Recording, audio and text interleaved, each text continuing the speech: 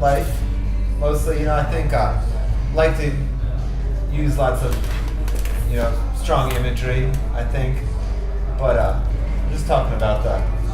But life. Yeah. Life, love, everything.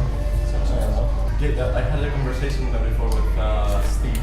What do you think that gave exposure the last 10 years in the stoner rock and psychedelic scene? I think it's grown and grown, especially with now that there is a psychedelic scene. It's really cool because when we started, there was nothing like that. It was either punk or really heavy stoner metal. We were never kind of in either of those. Somewhere in the middle. So it's cool that the scene has developed because it's kind of like, developed, and now it's a better place for us to fit in a way. There's a lot more kids coming out because of it. So are you touring right now? Are you writing music? Yeah, we are touring right now.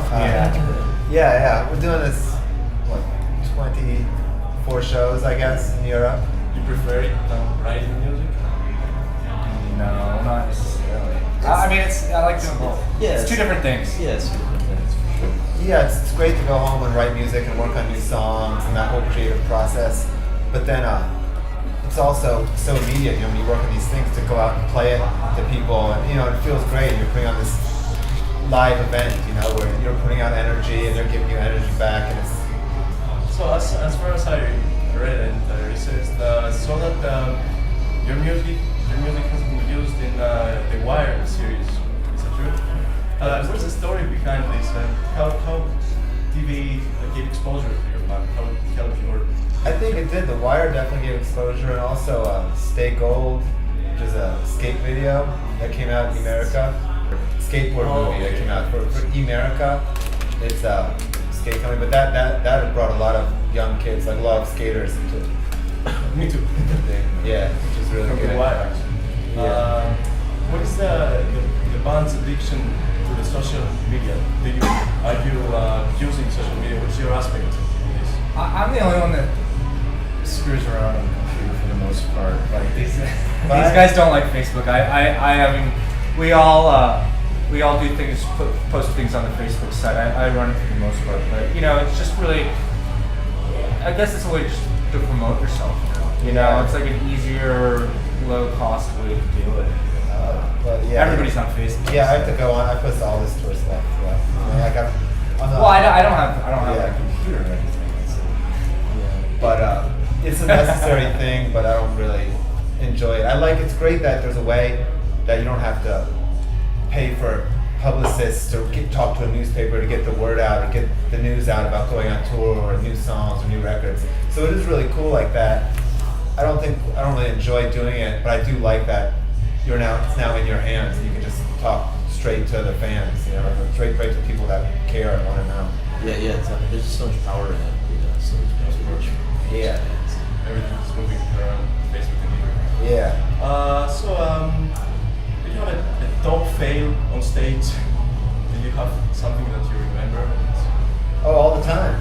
Stuff like that happen, That's the thing about touring, every night's different, and some nights it goes perfect, but that doesn't happen that often, What was the most embarrassing moment? Let's see, I don't know if I want to think about that right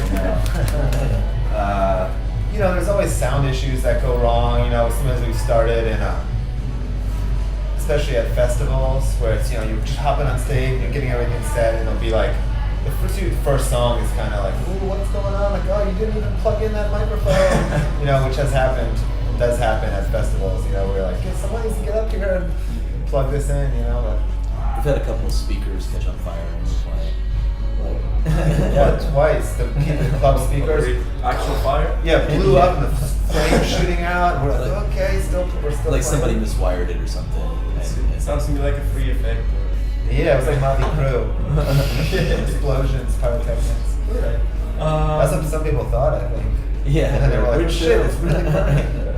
One from our network, a fan asked that, what musician would you choose as a plus one in Dead Meadow if you had to hire someone? For fourth member. I think we'd only like to do it for once or twice, so I don't think we want a fourth member. in general. It's more like who musician you respect. Yeah. We keep asking about the plant, but he hasn't picked it up yet. Buckethead.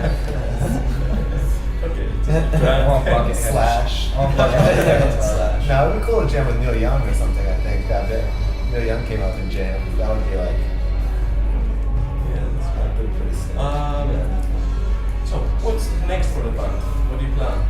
You know, finishing this tour, and then we're working on new songs, new record. So I think there'll be a new record. Will it come out this year? Maybe. You know, we kind of move slow sometimes. Alright. And one last one. One do and one don't for the new beginners. Do your own thing.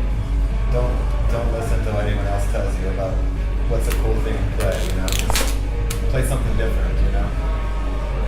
Yeah, protect your interests. You know, there's a lot of people that try to get a piece of what you are, especially when you're just starting out. You know, protect your rights. Yeah. Don't sign anything.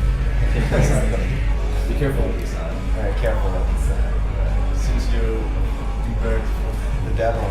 The devil comes. Not as much as I've seen other people that we're friends with and really friends. So you just gotta be careful.